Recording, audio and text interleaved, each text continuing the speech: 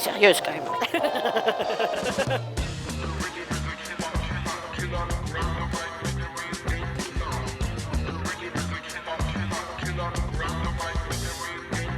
Et salut à tous, bienvenue à Las Vegas pour votre flash du Day 8 des WSOP. En ce 14 juillet, c'est un véritable feu d'artifice qui nous attend sur le main event, où la journée s'annonce courte mais passionnante. L'objectif, passer de 15 à 9 joueurs pour connaître ceux qui se battront pour le premier prix de 12,1 millions de dollars. Nous, on en profitera pour aussi aller voir les autres tournois, notamment l'épreuve Shootout, où de nombreux Français se battent pour tenter d'accéder à la finale. On y croit jusqu'au bout pour le bracelet, les gars, allez, hein. Également au programme, un Le Saviez-vous dédié à Lynn Renault, là je vous en dis pas plus. Et puis on partira à la rencontre d'Estelle Cohuet, notre top shark, après sa magnifique performance sur le main event. C'est parti! C'est une des journées poker les plus excitantes de l'année que nous vivons ici au World Series of Poker avec les demi-finales du main event. L'objectif est simple, passer de 15 à 9 joueurs, personne ne veut être éliminé et les short stacks ont vécu une journée en enfer. Jack O'Neill a été le premier éliminé, 15e place pour 430 200 $. Son dame valet ne s'est pas amélioré contre As-Dame. Puis ce fut au tour de Joshua Payne, qui n'a jamais aussi bien porté son nom, éliminé dans un coup complètement dingue avec paire de roi contre paire de dames et paire de valets. Au final, c'est la paire de valets qui trouve un brawl en haut turn pour éliminer Joshua, parti en pleurs. Sachin Joshi a lui tenté de résister à la pression imposée par le chip leader Juan Maceras, mais sa paire de 8 est tombée contre le As-Roi de l'Espagnol. Il empoche 535 000 $ pour sa 13e place. Tout est alors devenu fou puisque nous avions 4 joueurs sous les 10 blindes à 12 joueurs restants, ce qui est complètement incroyable sur le tournoi le plus deep stack du monde. Kong Pham a été le suivant à rendre les armes, 12e pour 535 000 $. Et c'est ensuite Alec Torelli qui est parti en 11e place pour 700 000 $ de gain. Sa paire de valets est tombée contre As-Roi et un roi est apparu dès le flop. La pré-table finale à 10 joueurs pouvait alors débuter et dans une ambiance énorme, tout a failli se terminer dès la première main. Mais Holzner a été sauvé. As-Dame contre As-10, Maceras trouve un 10 sur le flop et c'est une dame qui vient le sauver sur la river.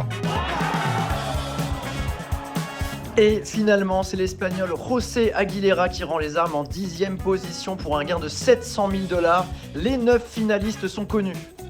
Et il n'y a pas que le main event, dans la vie d'autres épreuves se poursuivent ici au World Series of Poker, notamment le 1500 $ shootout. Le principe est sympa, vous êtes 10 à une table, il faut tout simplement éliminer tous vos adversaires pour passer à la table suivante. Et on avait pas mal de représentants aujourd'hui en seconde table qui ont tous tenté d'accéder à la finale, mais malheureusement on a perdu Julien Pérouse, Fabrice Bigot, Alan Guasdou, Simon Robot, Samuel Bifarella et également Nicolas Vessière. On aura tout de même un représentant français en finale, il s'agit de Matteo Cavelier qui sera de retour demain pour disputer la première table finale de sa carrière sur les World Series of Poker à seulement 22 ans. Et sinon on est tombé sur un tournoi complètement débile, bon en même temps ça nous plaît pas mal, ça nous rappelle les Midnight Déglingo sur nos tournois Winamax. Le principe, vous déboursez 1000 $ et vous partez à tapis dès la première main, avec quand même une petite amélioration, vous recevez 3 cartes et une fois que le flop est apparu, vous devez en jeter une. Ça donne un gros bordel, on verra demain qui est qualifié pour un tournoi qui reprendra de manière standard avec 100 blindes au départ et la possibilité d'aller chercher un bracelet. On peut déjà vous dire qu'on a 2 Français qualifiés, Florian Guimont et Virgile Truchy. Pour les finalistes du main event, place désormais à une journée de repos avant d'attaquer l'ultime table. L'occasion pourquoi pas d'aller faire un peu de tourisme et de découvrir la Lynn Renault Road. Oui, Lynn Renault a une rue dans Las Vegas. Explication dans Le Saviez-vous.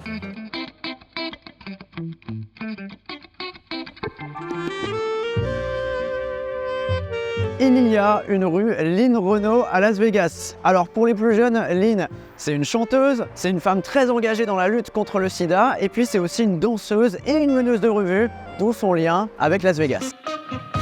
En 1963, elle arrive à Sin City où elle est engagée par le casino Dune, elle est à l'affiche du cabaret. Et puis en 1965, elle fait la rencontre de Nate Jacobson qui va être son amant pendant 18 ans. Nate qui? Nate Jacobson, c'est tout simplement lui qui a créé le Caesars Palace. Étant son amante, Lynn Renault a été dans les petits papiers et elle a aidé à la décoration de la salle de spectacle. Une histoire incroyable qui a mené à la création de cette rue hommage. Elle fait tout simplement 3 mètres. C'est la plus petite de Las Vegas, elle mène jusqu'au Caesars Palace et c'est un hommage pour celle qui vient de fêter ses 95 ans.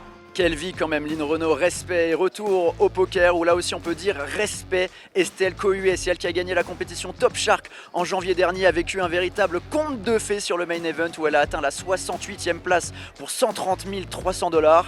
Elle ne semble pas vouloir vraiment se réveiller de son rêve, on est parti à sa rencontre.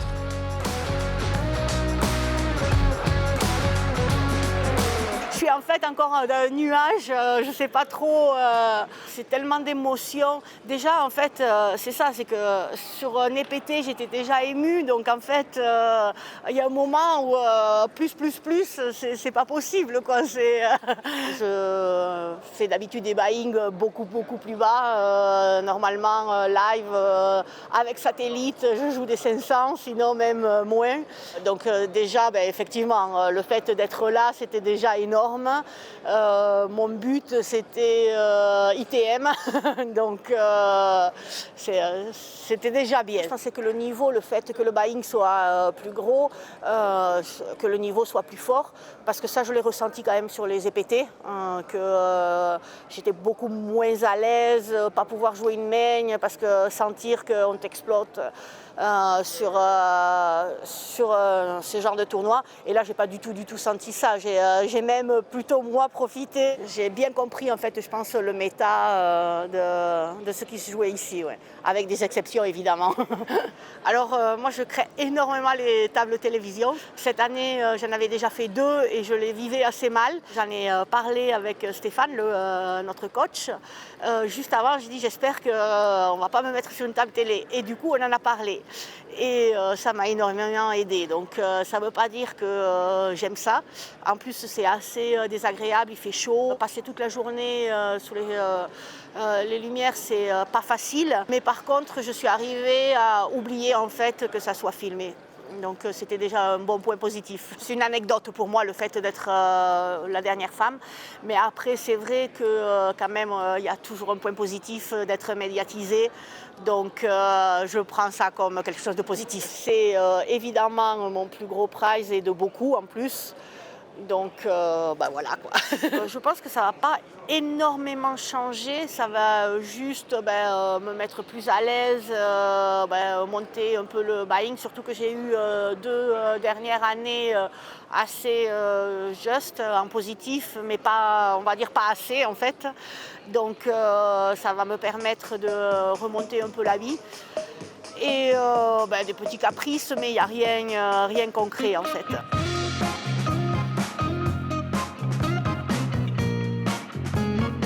Et voilà, c'en est terminé de ce flash du Day 8. Demain, pour les joueurs du Main Event, ce sera repos. On se retrouve donc dans 2 jours pour la première partie de la finale. Salut!